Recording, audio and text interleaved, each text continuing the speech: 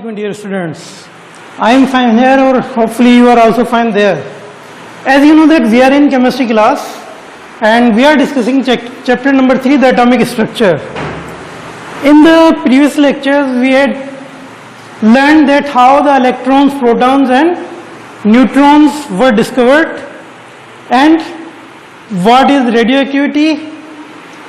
Today we will learn the basic properties of subatomic particles which are electron, proton and neutron. As you know that atom contains 3 subatomic particles. Atom itself is neutral. In the atom, the 2 particles, proton and neutron, they lies within the nucleus of the atom and electrons revolve around the nucleus. Nucleus के अंदर proton और neutron होते हैं जबकि उसके इर्द गिर्द electrons shell के अंदर रिवॉल्व करते रहते हैं।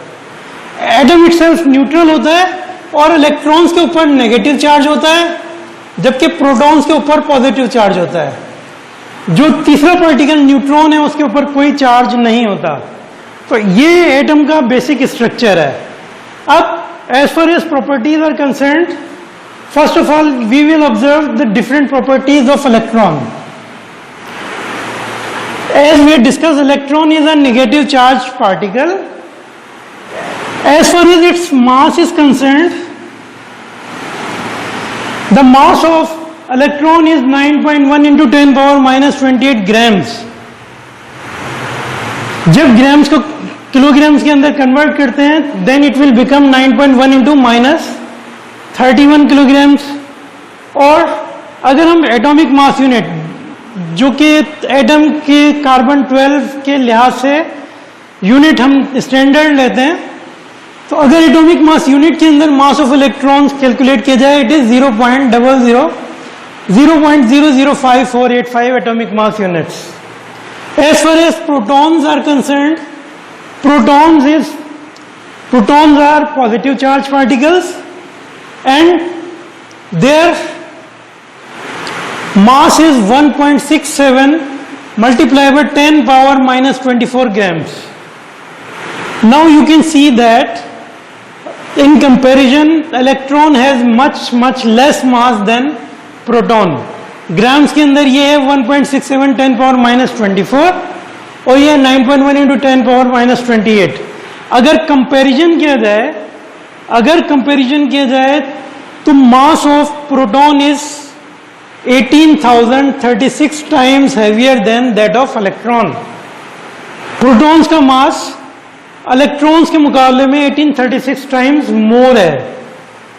अगर हम सिंपल वर्ड्स के अंदर समझना चाहें, suppose that mass of electron is 1 gram, then the mass of proton will be 1836 grams. अगर इलेक्ट्रॉन 1 ग्राम का हो तो ये 1836 ग्राम का होगा प्रोटॉन, और न्यूट्रॉन विल बी 1837 टाइम्स, यानी 1837 टाइम्स ग्राम्स का उस सूरत में होगा जब इलेक्ट्रॉन 1 ग्राम का हो।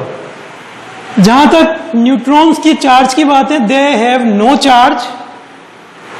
एटम का पॉजिटिव और नेगेटिव चार्ज इलेक्ट्रॉन और प्रोटॉन आपस में एक दूसरे को कैंसिल करके एटम को इटसेल्फ न्यूट्रल बना देते हैं।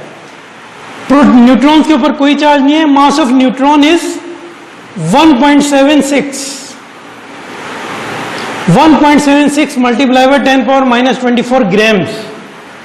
अब आप देखें कि प्रोटॉन्स का 1.67 है और न्यूट्रॉन्स का 1.76। It means that neutrons are heavier than proton and electron.